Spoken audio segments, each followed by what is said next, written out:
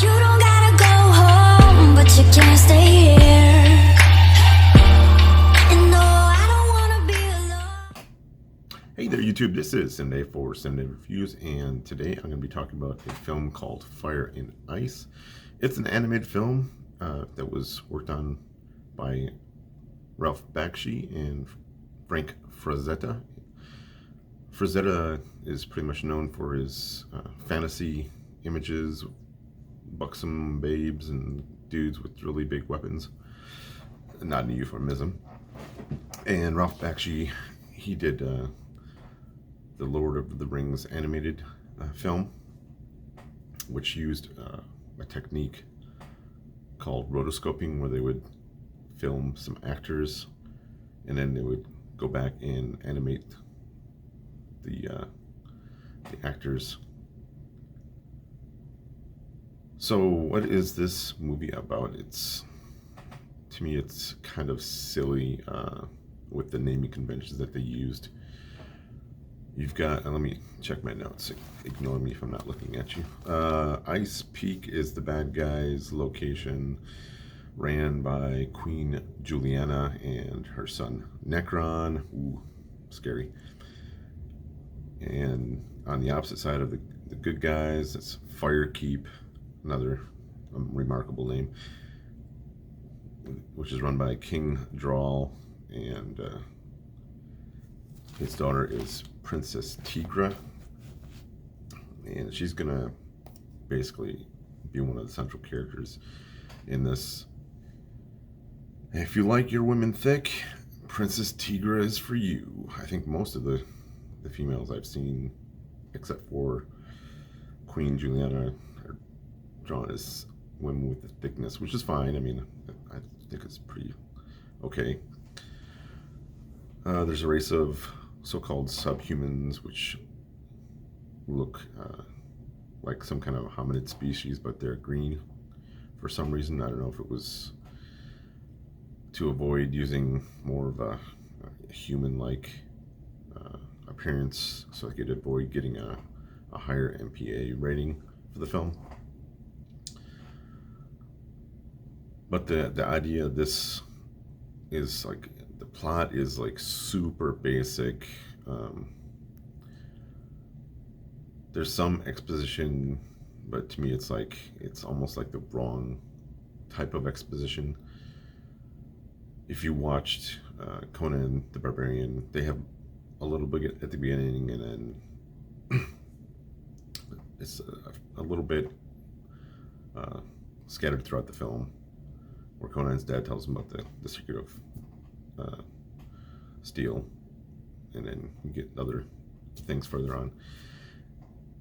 And you also see in that time frame in the 80s, there was a huge explosion of boobs and barbarians, where they would have chicks with their boobs out for no known reason other than to I guess sell the rentals of the VHS tapes or get people into the films. And a lot of them were made in Italy. And if you watch the Hollywood trend, you'll see like Conan come out, and all of a sudden a crap ton of foreign films with the same aesthetic, but not the same quality of either costuming or acting or plot. And this one seems to suffer a lot from the issue with the plot. It's really basic. Guy who runs Iceland, he's like a magic user, and he makes all this ice go ahead and plow through this one village, wiping out a bunch of people. And then he's got his little minions, which are the primate green dudes, and he sends them around to do stuff.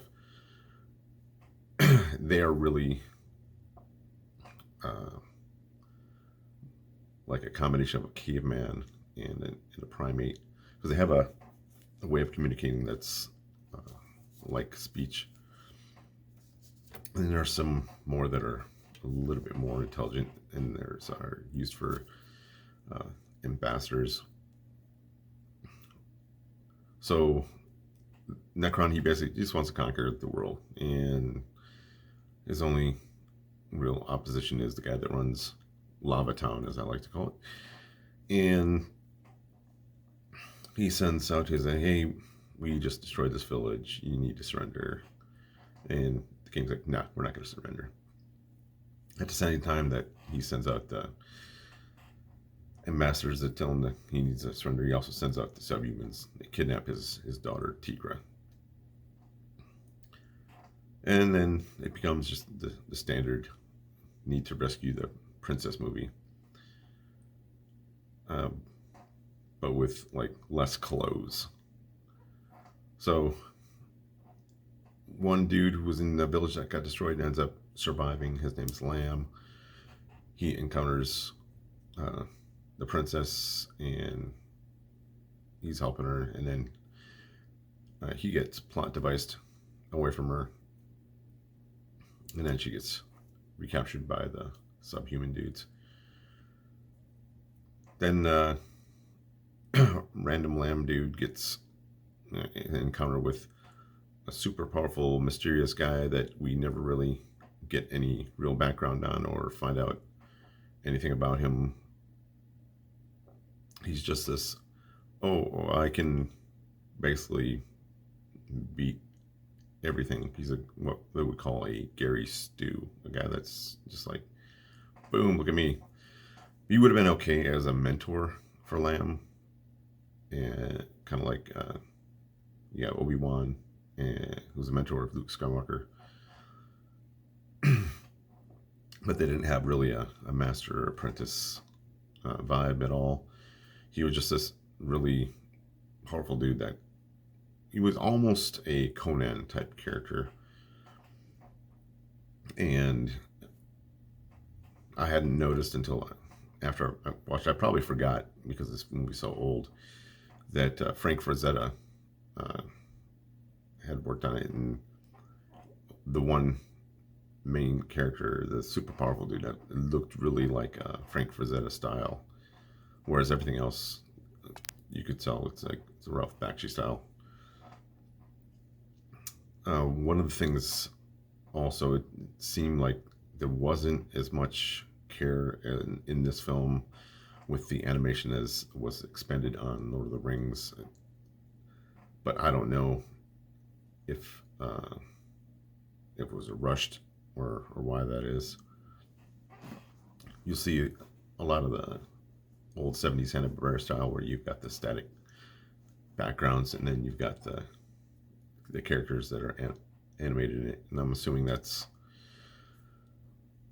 to save on time and money, just to animate the things that are moving, such as the characters and all the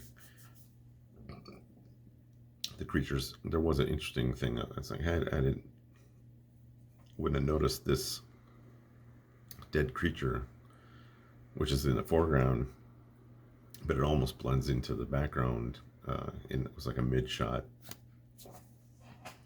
It's like, wow, I can almost just watch this and just pause it and see what I've missed animation wise. But it was like, yeah, that would take forever.